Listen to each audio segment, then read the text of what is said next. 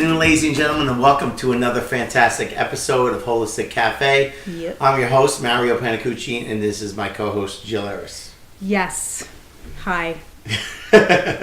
And today we want to thank everybody for coming back, and we want you to continue coming back. Yes. And please tell your friends to watch our show. All your friends, every single one of your friends. So everybody on Facebook, please share your video. Please share it. Yes. Yeah, except me because I'm not on Facebook. She's not on Facebook. I'm the anti-Facebook, but everybody else loves Facebook. Nothing that's bad, but you know, it does Facebook have is its great. positive things, then it has its negative things also. Yeah. Just like everything. Everything's yin and yang. The yin and the yang of it. Come to the center, to the Tai Chi. Yes. And today's subject that we want to talk about is obviously a spice. It's obviously It's obviously a spice. Why? Because what else is life without spice? That's right. And that is what we are. We are the spice of life. We are a spice of life. And without spices in our life, obviously, you don't have good tasting food. So if you just cook food without any spices, it doesn't really taste as good. It's not that good, but some people, like my husband, don't like spices in their food. Oh, I can't see that. I know. mean, Italians use garlic. They use tough. oregano. He doesn't like any of that. They use basil. I mean, they use all kinds of spices, Italians. So it's not like we don't. I can't see when you cook without it. Because I've cooked stuff without it, trying just to be bland. It's just blah. I couldn't agree with you more. I mean, It makes but food that's what I have to. unenjoyable. Yes.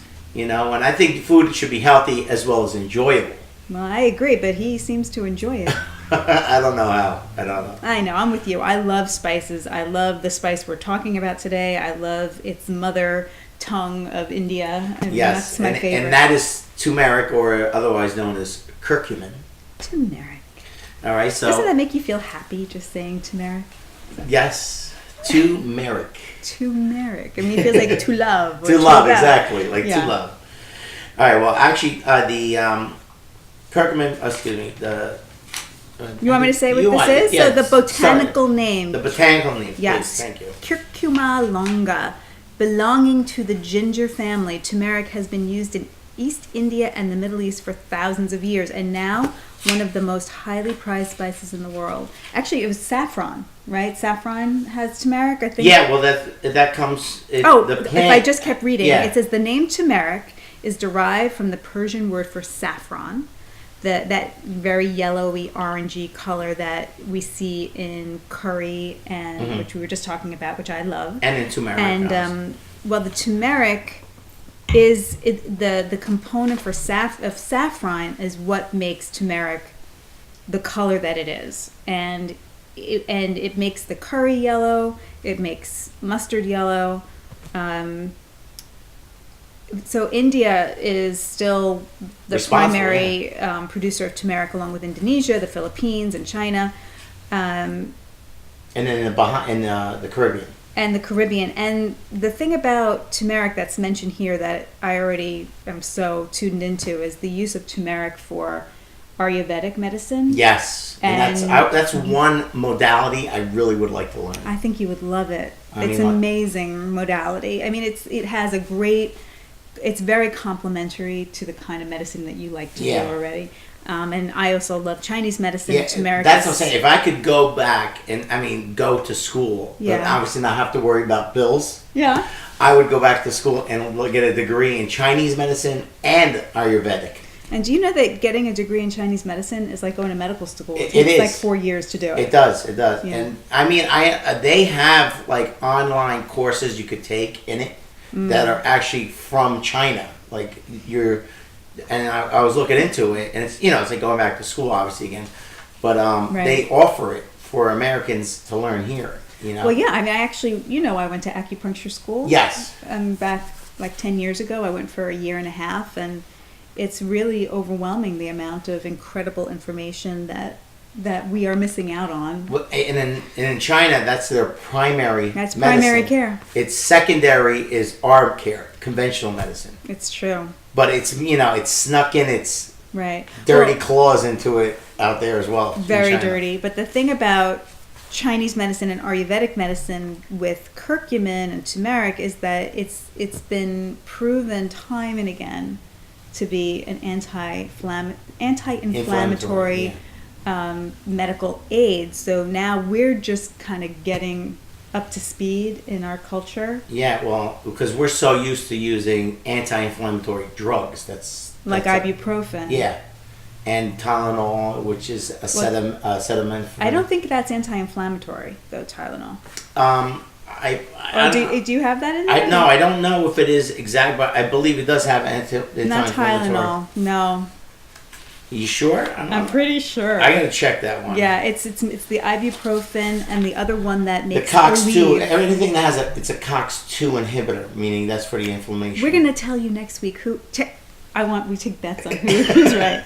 Well, all right, we're gonna double check. We're just gonna double check. But anyway, this is a much healthier way to help modulate. There's no side effects on this. There's no side effects. I mean, except for like your nose and your fingers turning a little orange.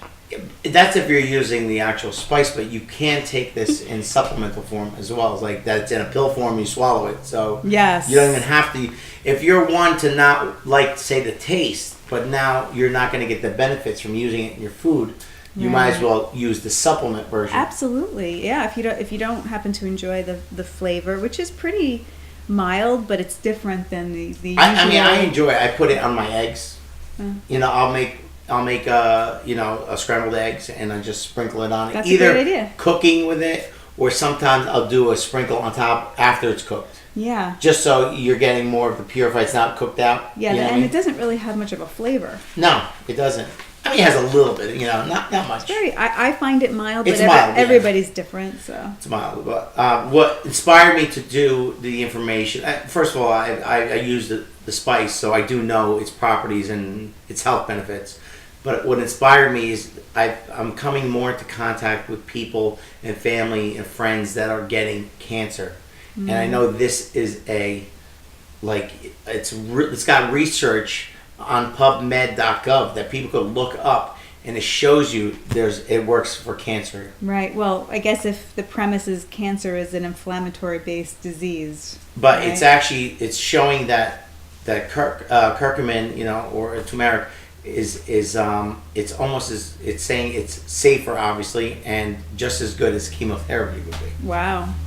So I mean, that's pretty how, amazing. So it says research done by Life Extension, which is that magazine we read that one time, found that curcuminoids target 10 factors involved in cancer development. This includes chronic inflammation, DNA damage, and disruption of cell signaling pathways. Curcumin supplementation was shown to destroy cancer cell mitochondria, disrupt the cancer cell cycle, and arrest stem cell development, and that facilitates further cancer cell formation. Wow. So it actually makes the cancer cell, go into apoptosis, which is the destruction of itself. That's so good. So just knowing that, it's like it's just take that. I'm gonna cook you up in my spice. Just knowing that, it's like it's very discerning that doctors aren't like saying, why aren't you using curcumin? Why aren't you using that? Like right. It's like, no, here, come do chemotherapy. Well, but that's what they know. It's like poison your whole body and kill everything that's going on. That's what they know how to do. And it's really sad. It hurts my soul, I should say. Yeah. To even know that it's not being told. It should be shouted on mainstream. But you know what? Again, mainstream is controlled by the pharmaceutical company. Right. There's no money. I mean, what did that cost you? $3 to buy that little thing of... I think it was maybe $4. Let's say because this is the organic one, So let's say it's $4. Yeah. But and like a thing of pills, I think the supplement was like $30. Right. So that's high doses of it. Right. Concentrated. Plus, curcumin is an antioxidant. So wow. It's an antioxidant. Turmeric is the fourth most antioxidant-rich herb with an ORAC of 159,000. That's a huge number of ORAC points. I don't know ORAC points. Like ORAC's in the people normally in their diet, the average American is only getting about 1,200 ORAC points a day. Tell me what ORAC points are. It's oxygen radical absorbance capacity. That's what it stands for. Okay. So that's the level of potency that the antioxidant is. Okay. So like strawberries have it a certain level, blueberries, everything has a certain level. Mm-hmm. But the average individual in their diet, in the American standard American diet, is basically only getting about 1,200.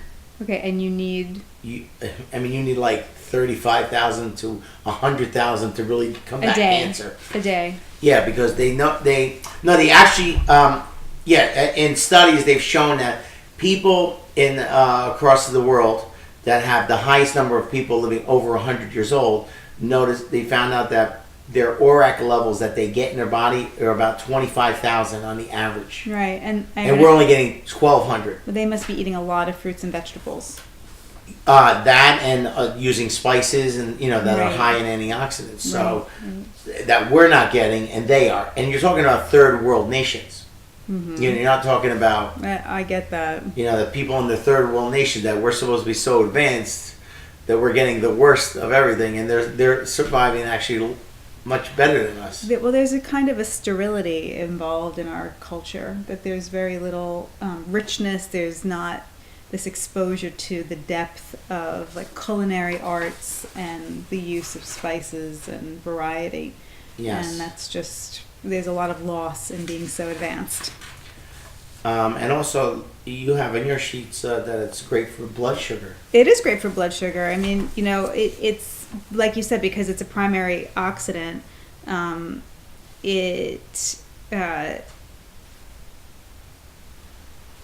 just reading what you have here. Blood sugar imbalances and an insulin resistance are huge factors that promote inflammatory conditions in the body. Now, you could obviously bring that down by not taking in refined sugars, yeah. Which doesn't mean don't eat fruit. Fruits are not refined sugars. Eat fruit.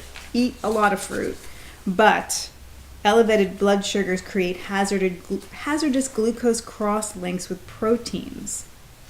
So if you start adding turmeric to your daily regimen, it can help. It says improves the insulin receptor function. Yep. So by binding the capacity to sugar. So basically it's hooking up to sugar and getting rid of it for you. It does, and it also improves the insulin receptor function by improving its binding capacity to sugar, which is what you're saying. It helps clear it out. So, I mean, it's got a lot of great properties, and there was a study, which I believe it's the study I have. Let me see, right? It might be the one. No, this is it, yeah. There's a study on PubMed.gov, and this one is the protective role of curcumin in cardiovascular diseases. Mm. So, I mean, there's studies showing there's so many uses for it. So, I mean, I ask all of you to do your own research. Go on PubMed.gov, which is a government website. Right. And you can put into the search engine and put in curcumin, cancer, curcumin, heart disease, and then it'll look up all these studies and you could read them for yourselves. I mean, there's going to have a basic abstract of what it's going to do for you, so you don't have to get into the in-depth of the actual study, because it could get very overwhelming to the average person who's not studying medicine. But it does tell you that it's doing these things in studies, so it's shown and proven. Well, and also I like what this says here about curcumin also reduces the activity of specific liver enzymes that release sugar into the bloodstream. So it helps it helps lower triglyceride levels. Yeah. I mean, that's huge. The level of triglycerides in your bloodstream have such a direct impact on your heart health.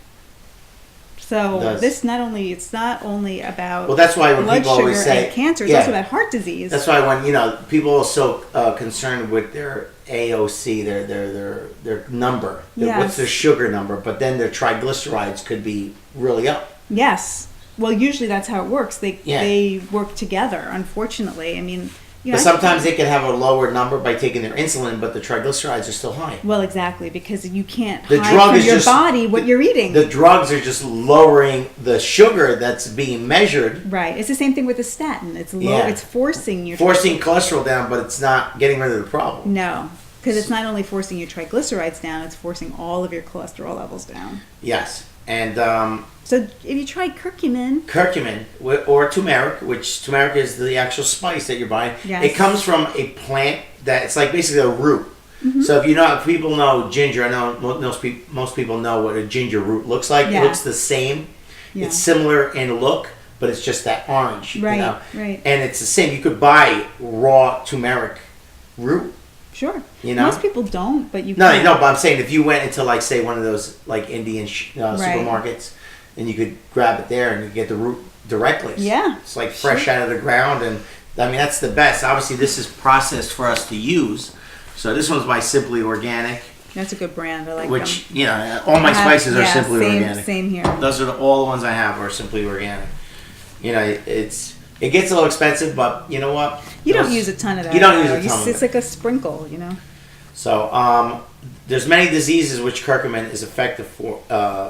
So it's just such an array. It covers heart, skin, brain, nervous system, musculoskeletal, endocrine, lung, cancer, and gastrointestinal and liver. Okay. So like it covers everything. And under like skin, people that have eczema, scabies, scleroderma, psoriasis, and like obviously in healing wounds it Right. helps as well. Right. Heart, you got atherosclerosis, hypoglycemia. Yeah. I'm sorry, hypolipidemia, Yeah. myocardial infarction. Right. Okay, so those are for heart. That helps. Brain and nervous system, you have Alzheimer's, Parkinson's, multiple sclerosis, epilepsy, and depression. So like, I had done a small seminar on this for my crew at the our house in Patterson, and I go there and once a week I do a little seminar, and I did it on turmeric because I always try to look for stuff that helps depression because they're dealing with depression. Sure. So I'm like saying there's things that they could take obviously to help them naturally deal with depression. Right.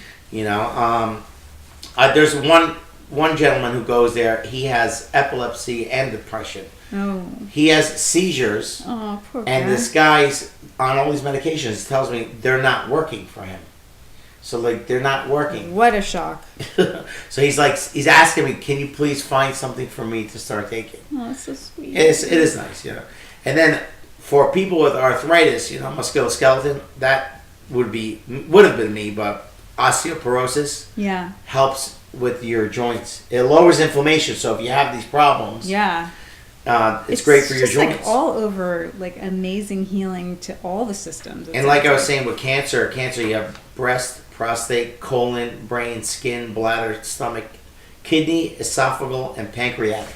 Oh boy. I mean, it handles like All the systems. just about everything. Yeah. Maybe you left out like your big toe or something. Not really. But as well as it works for your lungs, Right. bronchitis, cystic fibrosis, asthma, and cough or cold. Which, speaking about cough or cold, we have the tea.